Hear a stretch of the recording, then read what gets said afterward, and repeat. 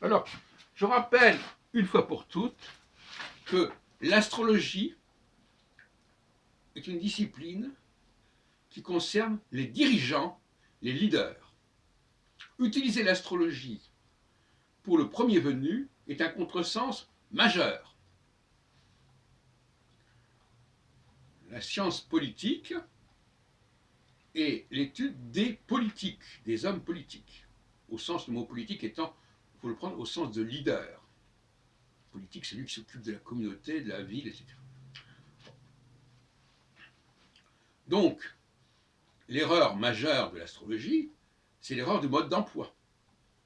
Les astrologues n'ont pas compris que l'astrologie ne devait servir que pour les chefs, qu'elle ne faisait sens que pour les chefs, que c'était les chefs dont on prévoyait la vie, les cycles de vie.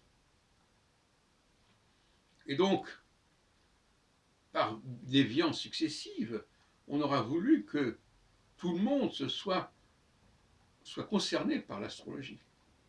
C'est l'erreur principale.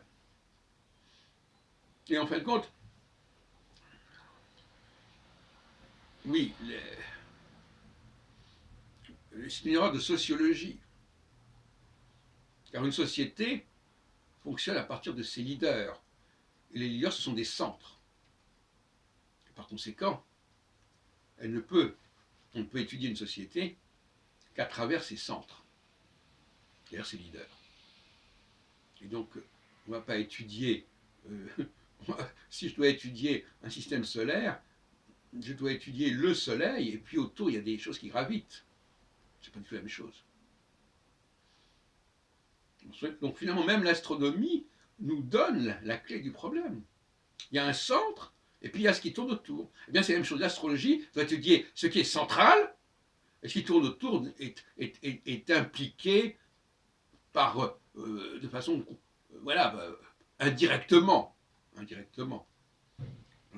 On peut effectivement être dépendant du cycle de quelqu'un qui nous est supérieur et dont notre vie dépend.